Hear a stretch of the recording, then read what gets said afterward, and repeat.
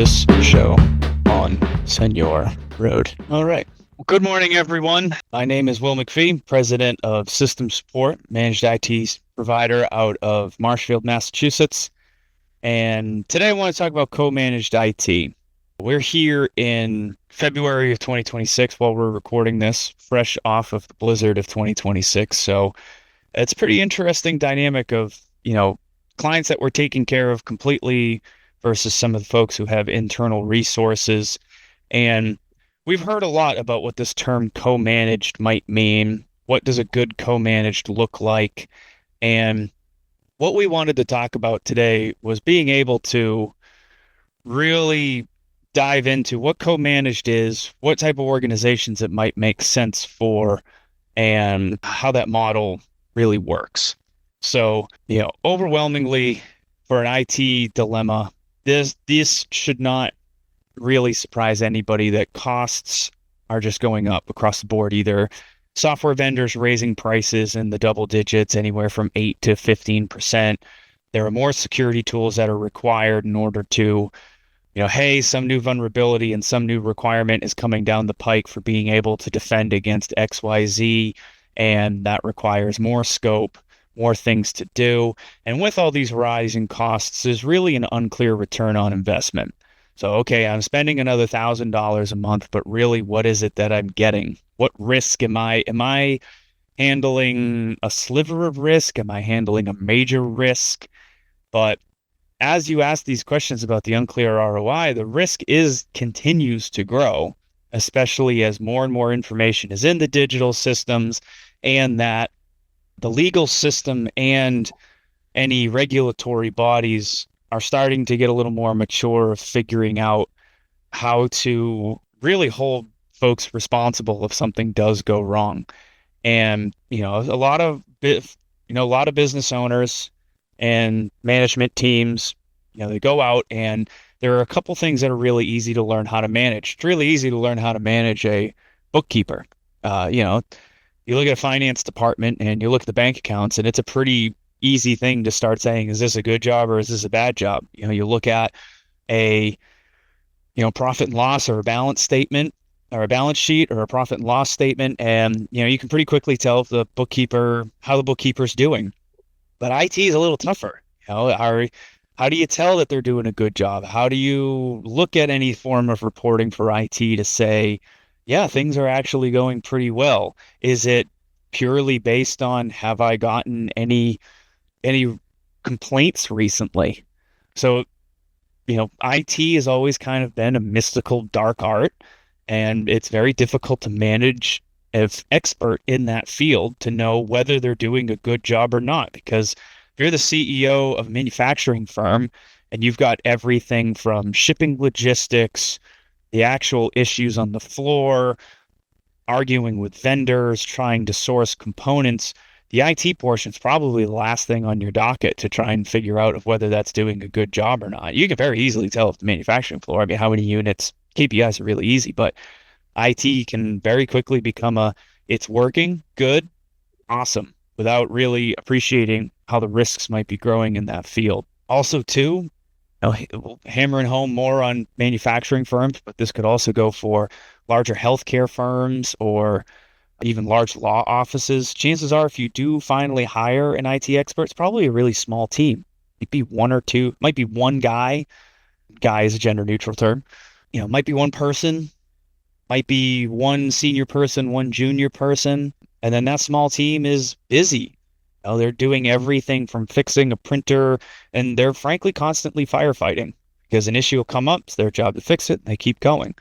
But IT has started to become, it's more than just a computer on a desk and make it do the thing. There's now so many sub-expertise fields in it that you really have to specialize in certain pieces, and you have to be able to bring to bear a number of different experts or vendors in order to get everything working in concert in the way that you need it to for, reducing the risk and the liability that you have, and making sure that, again, that technology doesn't get in the way.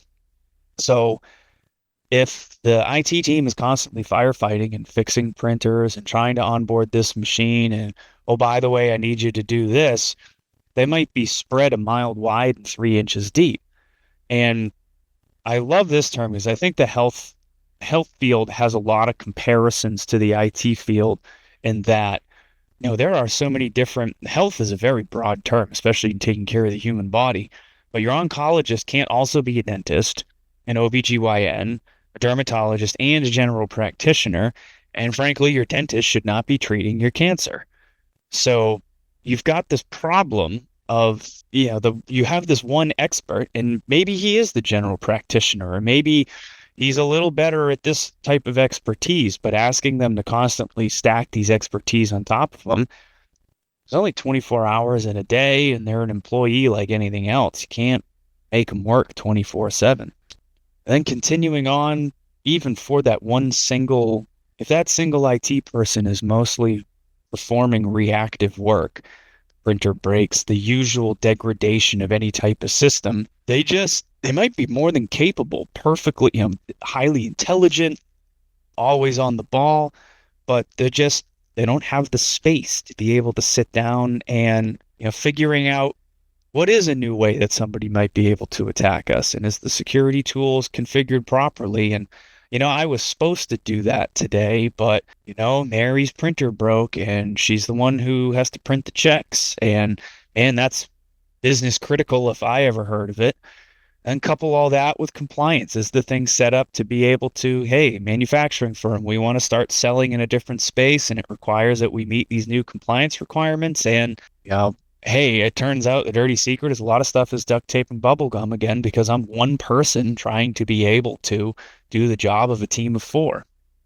And then in handling those insurance requirements too, is the MFA all enabled? How do you double check it's enforced? How do you, and then especially too, if you're the one person and most of your job is, I just want people to stop calling me, maybe a lot of duct tape solutions of, MFA was turned off for a VPN for this one person because of a troubleshooting thing, and that second person never came along to make sure that it was turned back on again. It's very difficult to check your own work. And even in the age of AI, do you want to give an AI system a lot of access to mission critical equipment where it has the ability to make changes? Like, sure, it'd be a pipe dream for being able to say, like, yeah, I turn my AI loose on being able to do identity management, but that's where a lot of those guardrails become way too important. So again, it's just so difficult to be proactive if you're constantly fighting to try and keep your head above water. And then something that a lot of business owners really need to be cognizant of, especially if their IT person is really fighting to keep their head above water, is looking at those like warning signs, chronic overtime. The after hours stuff is, people work hard, and there's a lot of hardworking people, but it's not everybody wants that. Not, well, I mean, what's the new term? 966, 9 a.m., 9-hour days, 9 a.m. to 9 p.m., 6 days a week. Like, sure, that's great if you're working in a startup, and if you're all working as a team for building equity to be able to hope that your equity stake is worth tens of millions of dollars during the IPO. But is your organization one of those? If so, awesome, fantastic. But if not, people have families, people want to go home. There's other things to life. And that chronic overtime can really start to, eat away at somebody. And especially they're constantly starting to, projects are submitted a little bit late. Hey, could you get this thing by Friday? I had got to kick it to next Wednesday because, Mary had this thing, and then chief operating officer got a new computer and wanted it set up right away. And just, hey, the day got, and then I had to take my kids to dance practice. It starts to get away from you. And then especially too, have that project, have the immediate 5-alarm fire, have to get this done for one of your coworkers. Security task gets skipped. So now this poor IT person's getting pressure from their coworkers because stuff isn't fixed. And in addition, for their managers for saying, why isn't the thing you promised? So those tensions start to heighten. The resentment is simmering. Then it can really start to make some really failures start to come there. And some of it could be, you have the reputation loss, and that might not just be with the organization's clients. It could be the reputation loss internally for that, employee. That employee, chances are, has all the documentation in their head because the modus operandi was get it done, not, hey, do it exactly the right way.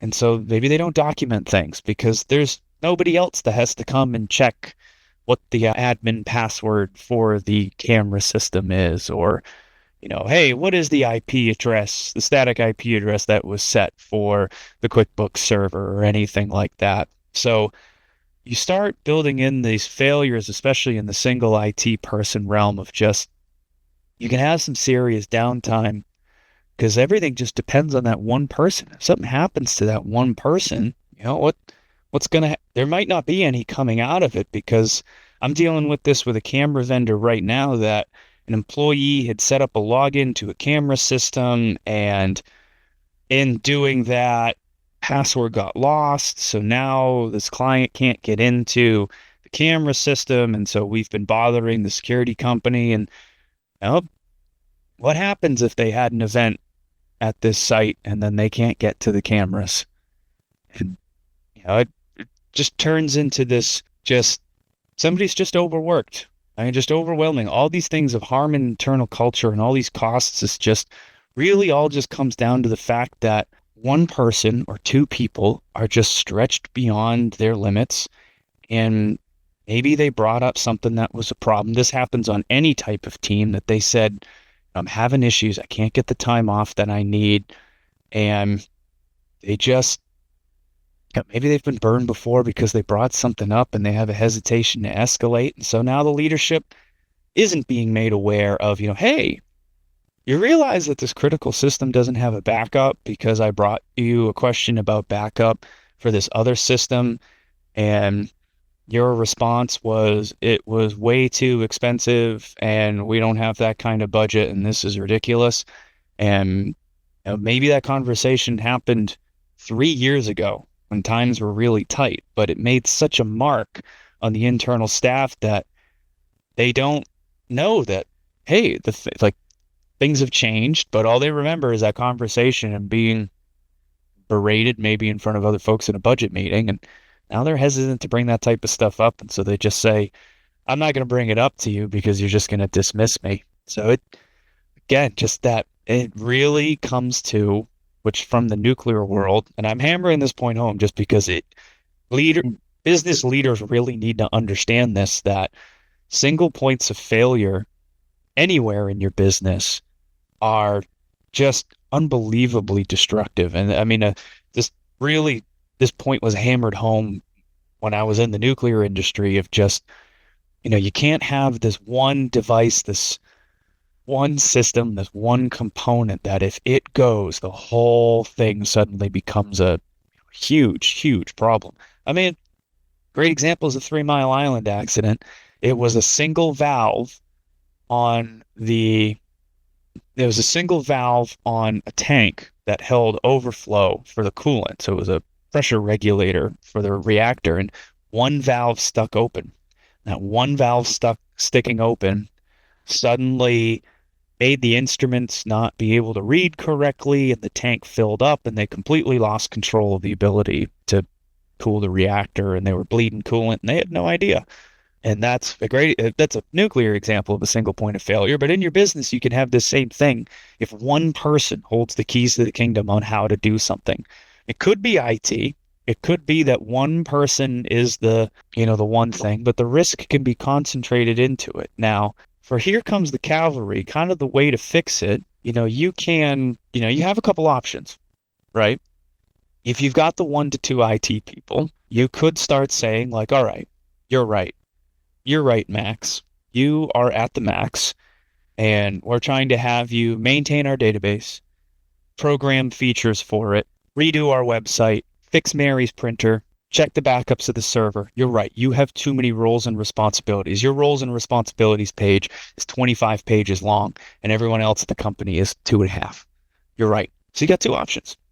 You could start trying to hire folks so that everybody in the IT department has a 2.5-page roles and responsibilities page. But now you just added a whole bunch of staff overhead, and maybe checking the backups is a 30 to 45-minute job in the morning.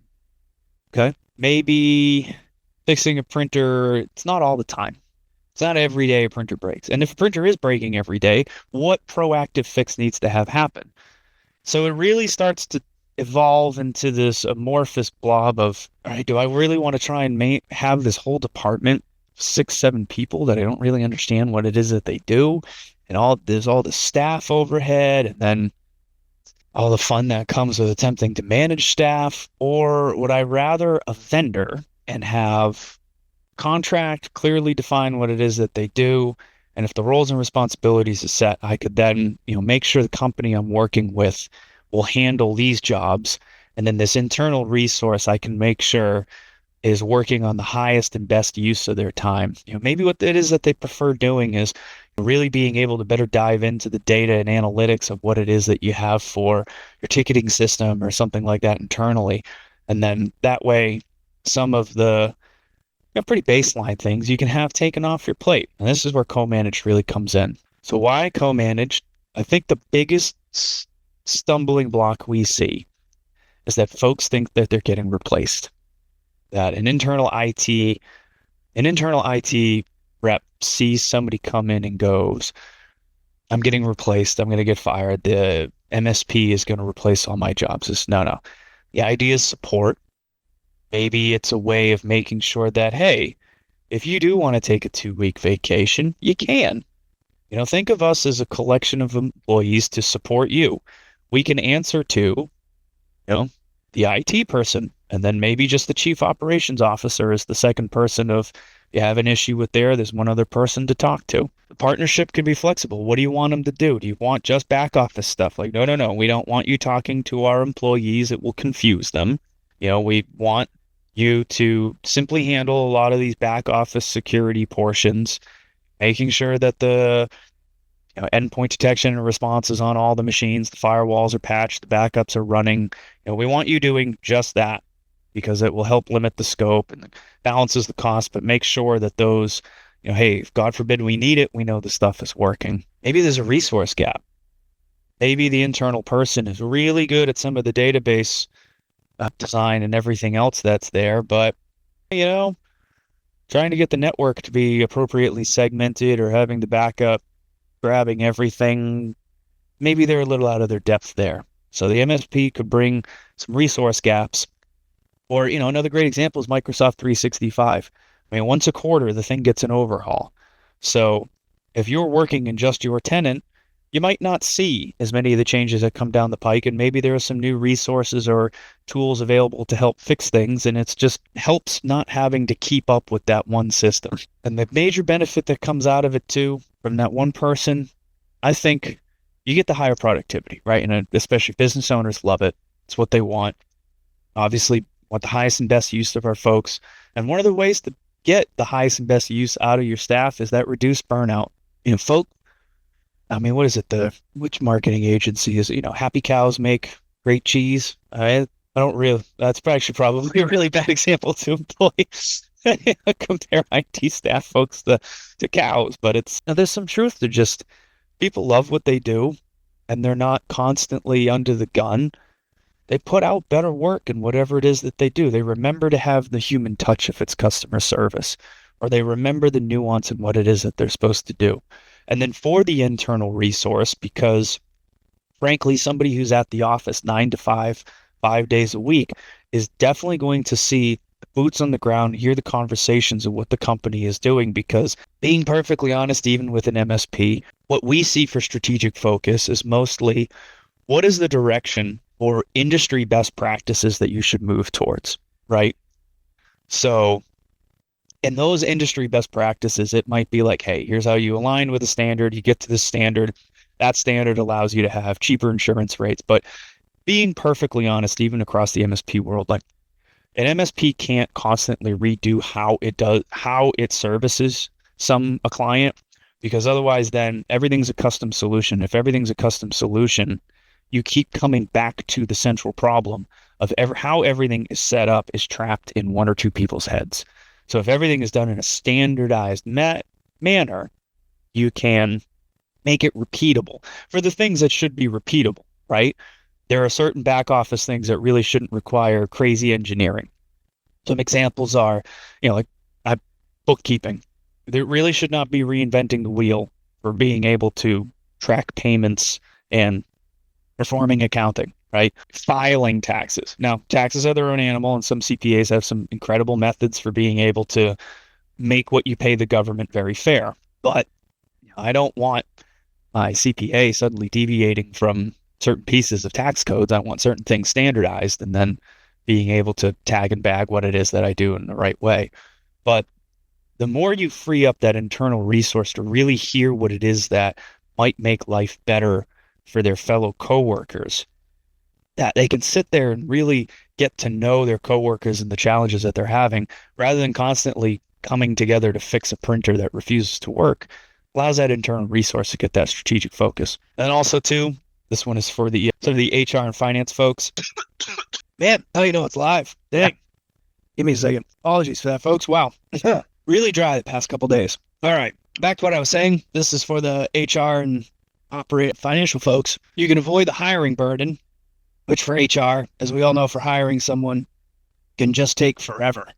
The interview cycles, the onboarding, the background checks, you avoid that all by using, hey, the MSP, they have their hiring burden, their hiring practices, and, especially because of the requirements that are put on MSPs, I don't have to worry about trying to find folks, and good luck trying to find folks these days. Tooling is included. You don't have to go through the god-awful process of trying to figure out which backup tool is the best, which one will work for us, what are the bugs, what are the kinks to it. All that tooling is already battle tested by the MSP for selecting it, and then it's scalable. The MSP understands their staffing needs and the amount of tooling and everything that's supposed to be there.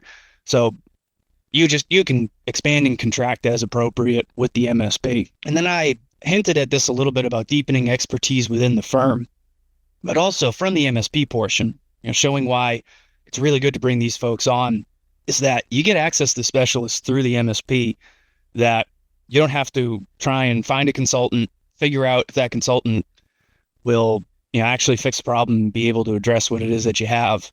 And then, make sure you're kind of on your way. You don't need to try and figure out a network specialist or, even worse, be like, all right, we have the vendor for, we bought, maybe we had a data cabling company or something like that. You got somebody that speaks the language and knows the landscape pretty well. The major benefit to an MSP and a good way to evaluate them is bench strength. We were talking about in the risks of hiring folks that, employees can get sick. Life happens. Somebody was just, again, a client that was having the security camera issues that was talking with me was talking about how the security camera company they were working with, that the number of folks that they called in with, they had one tech left the company, another tech was fired, another tech went out on paternity leave. There's a lot of turnover. And if you were trying to hire yourself, you would be dealing with that turnover, and each of that turnover would become a problem of, trying to hire someone again and going through all of the termination portions as well, which is expensive both in time and can be in money. The other part too is just fast escalation. If there's an if you have an internal single IT person and they get stuck on something, it's pretty much stuck on them trying to figure it out. And then other things come at the detriment. MSPs have the ability to escalate to a large network of experts, usually internally, and be able to get to something that's going to fix it quickly. Then the other big one too is the cybersecurity strength. If you're a standalone IT provider, you're going out on the market to try and purchase certain tools. And then you might be stuck trying to take enterprise tools and co-opt it to what your internal setup is. So you can get those enterprise grade advanced protections for a fraction of the cost in using an MSP. Especially too, you've got the user training, being able to set up those internal phishing systems without having to, have to try and set up and maintain it as an internal resource. And especially the disaster readiness, because the MSP wants things to run smoothly. It's a fixed cost agreement. They don't want disasters to happen because those disasters can drive up costs because the more time an MSP spends on something, the more money it costs them. So they want things done fast. And then things done fast, they want disasters set up at a point that quickly fail back. And especially too, again, for MSPs wanting to do things quickly, there's a lot of automation. There's a lot of monitoring, visibility, utilization metrics. There's a lot of looking into the company. And that's because for the MSP, and again, speaking to the MSP having an industry standard way of doing something, using that standard gets you insight that allows you to start making decisions. And again, this is just like in the accounting world, there are industry specific standards for certain key performance indicators that you don't want to keep reinventing. Some of them might be unique to yours and maybe they give you some incredible insights, but there are other ones that, you want to have certain things set up that just, hey, we do it this way because it's just proven that it works. So here's one use case. Let's look at a case of an overload for an internal IT resource. So let's say that maybe you got a larger law firm and one of the partners' kids came out of school having difficulty trying to find employment and came to the family firm for being able to do internal IT support. And young kid works hard, doing great, but he's good at fixing the printers. He's good at making sure the network is up and running. He's good at helping folks with their issues, but just a lot of that high level strategy portion isn't really there. And, he's can't fault the kid. He's young, but a lot of the how do you do things better is not really on the kid's radar. So it might be a case where you have a co-managed where partner, so an internal resource covers the day-to-day operations because that's what they're used to and they're good at it. And then IT just handles the strategy of, hey, your backup system, yeah, it's working. You've got it on these USB drives and you're swapping it. It's an old way of doing it, but what if we set up the files that it made it a little more independent? And then we'll show the internal resource on how to troubleshoot it, and we'll get this project deployed in like a week. We got a projects team that just does projects. So, the scale of the co-managed doesn't necessarily have to be that, hey, we're outsourcing fixing printers and troubleshooting my Outlook just to the MSP.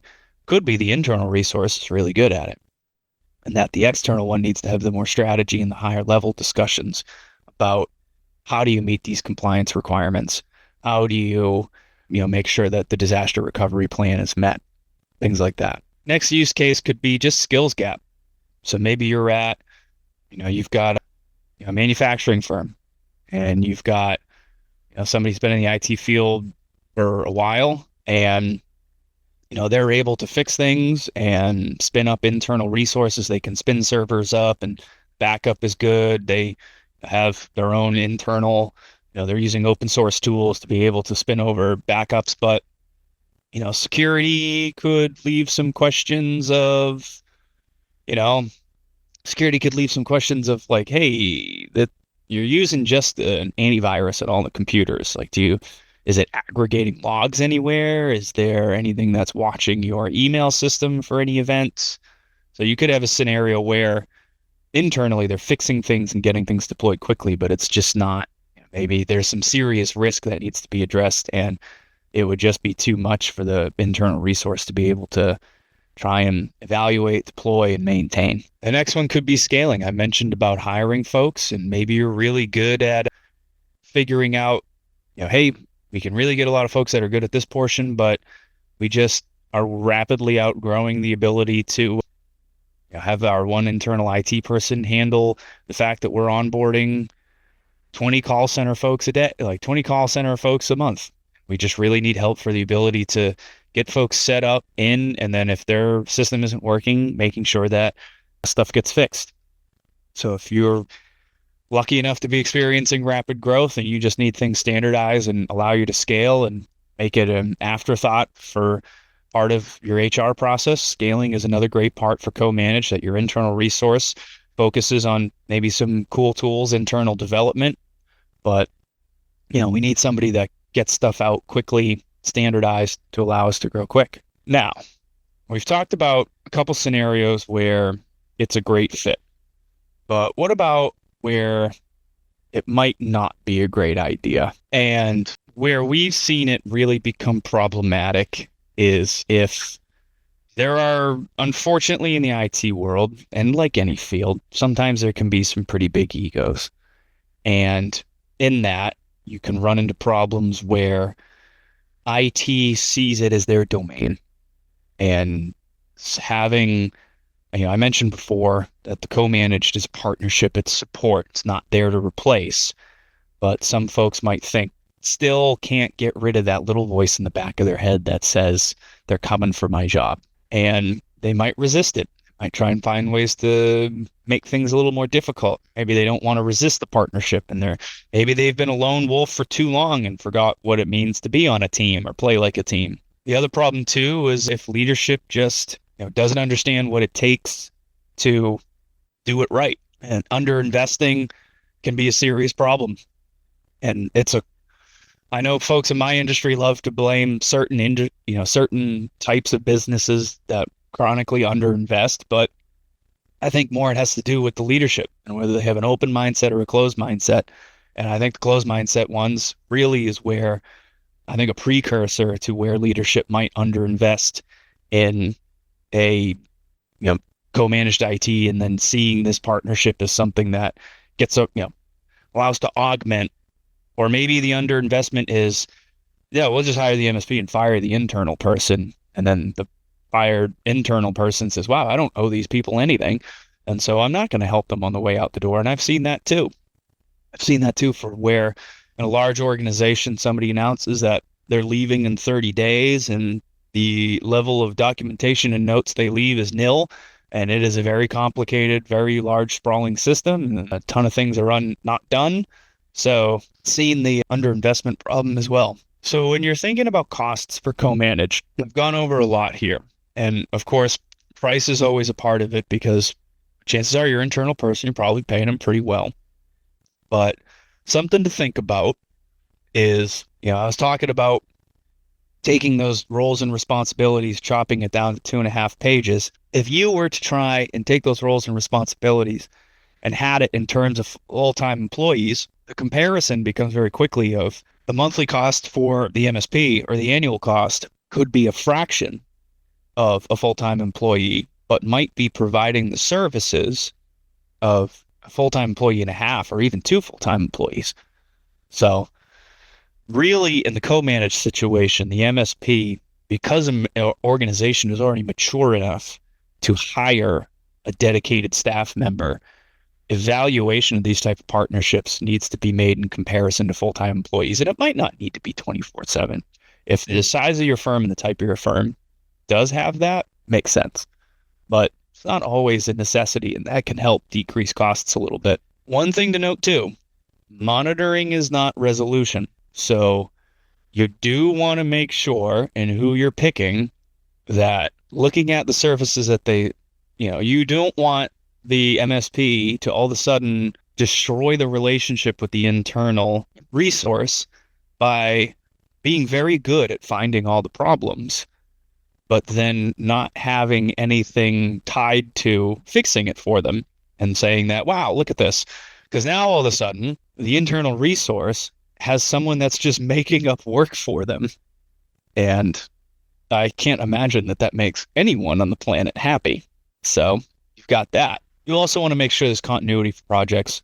Hey, are they owning the project from start to finish? And then, are there line items in there for where the internal resource might be brought in and made aware and coordinated with? Are you actually performing the project, not adding something new for this person to do? And then especially to make sure there's long-term alignment. You don't want to try and spin up something on an MSP, go for, 4 or 5 months with them and find out that okay, this is just not what I thought it was, or you really be clear on who you're signing up with and making sure they line up closely with what it is that you do. So since you're here, I might as well give a humble plug for our system support team. So luckily, since this picture was taken, because as you can tell by the green leaves on the tree back there, it's taken when, the weather was nice. So we've grown since then. But, overwhelmingly, our value we really bring to the table Something we hear from clients over and over again is we're responsive. Ryan and I were joking before this webinar kicked off about, sometimes when you're thinking about what's important to clients, some things that are totally normal for you can seem to become trite in your ear about being responsive, but it becomes incredible for when you're reaching out to somebody to try and pay them for something that they just don't want to get back to you, and you move on to the next person. How many lost opportunities? So, first and foremost, we are responsive to, when things are going wrong and somebody reaches out, you're getting a hold of somebody, especially it's local expertise. A lot of national MSPs out there. So there's a lot of folks that are out there for a lot of national firms that they're based all over the country, and maybe getting somebody to you could take a little while. But being local, we can get to you quickly, and especially too, it's not, we get the culture of New England, which I think is everywhere is unique, and New England more so. And then especially the security leadership. We've been in business since 1989. We've seen it all. We've watched viruses turn from something that was just a prank now into a criminal enterprise that rivals, the illicit drug market and gun running. It's such a lucrative business that we have become security experts because we have to. And it's one of the other big parts of what clients want. So for clients that we've had with co-managed, what we found is less downtime, especially with if, the IT staff is out and then something happens because nothing, the system will decide to have a difficulty, when your IT person is going out on sick leave or something. So less downtime for waiting for them to come back. The internal IT staff is happier knowing that they have a backup and there's somebody else in the trenches is with them. Budgets are a little more predictable because the hardware refresh is on a little more regular basis because the tools and the pieces are there to be able to answer those questions of how many computers do I got? How old do they have? What upgrades do we need to make? The spend is a little more predictable. And then our consultation offer, if you're interested in the co-managed, we're happy to do a non-invasive risk review, quick scan to see how your environment's currently set up, see what type of gaps might be there, and then put together a roadmap for, getting you into that standardized form that should be there. And again, this is both for if it's, have an internal IT resource and you're looking at gap assessment, we're not grading your work. We're just seeing where you might need help. We're not here to take your job. We're here to help you. We understand that chances are, the 40-hour work week is a joke of what life is like for everybody else in the company. We know you're working 60-hour weeks and have been doing it for way too long. So we know there's gaps. We're not here to turn your 60-hour week into a 70. We want you back down to that 40-hour work week, and we're here to help. And we're here to help leadership understand the value of what IT does, and that in the value of what's there, doing it at a part that makes them happy by having it reduce the risk of a full-time employee and doing it at a fraction of the cost of a full-time employee and allowing you to do the highest and best use of your time. So if your IT is maxed out and the utilization is just beyond, these are really good questions to think about for should I book that consultation? Is your IT maxed out? Are you looking at like what time they're sending emails at night? And you're seeing a lot of 7 p.m., 8 p.m., 9 p.m. emails. That's 7 p.m. emails is probably a 50-hour work week. 9 p.m. emails is probably a 60-hour work week. As the utilization of just you've asked them for a project and it just takes 3 weeks longer than it needed to, and it's because just a combination of life happened as well as more important things came up. Can you answer without a doubt that your data is secure? If your building burned down, do you know exactly where to get a copy of your data from? Are you looking at an IT spend and you're looking at it and going, I don't understand what, like, the IT or the technology line item is, I'm reading all these things and the AI is telling me I should be spending between 3 and 5% of my top line revenue. But a quick look is telling me I'm spending 8 to 9%. What is going on here? That might be a good thing to think about. Another thing too is what's your recovery readiness? If you have great example is if you want to run a fire drill and maybe you are aware of a slower time, just initiate sometimes you can tempt fate by this, but hey, do a tabletop exercise of, all right, we're going to power the server off. We're going to pretend it just powered off and that was it. How long is it going to take folks to be able to do their job again? What do we do here? Is there a compliance status? Hey, my insurance company is asking me because of the risk category that I'm in am I PCI compliant? Hey, we take credit cards. I'm getting this survey. I don't understand what it means. Or, hey, we're a doctor's office and there's this HIPAA thing. Or, maybe you're an accountant and there's some FTC regulations that you have to meet. There's a lot of pieces that come together in being able to figure out, hey, am I actually meeting these compliance statuses and going beyond just making sure stuff is running? So next steps for folks, book a consult, meet with your IT lead and going through the consult, review these findings, just see if it's a good fit to say, hey, it's good chance to check in with them for saying, hey, is everything all right? And if you have any questions, absolutely reach out to us. We've got a contact form on our website, systemsupport.com. You can absolutely give us a call at 781-837-0069. Excellent. Well, that's all I've got for today. Brian, any questions out there? No, it looks like that was pretty comprehensive, the review of co-managed IT. Perfect. Well, thank you, everybody. Appreciate your time today, and hope we survive the rest of this winter. I'm hoping for no more snow. Yeah. But I was told by a groundhog it would be over soon. Oh, well. Yeah. Fantastic day. See you next month. Hi, everybody.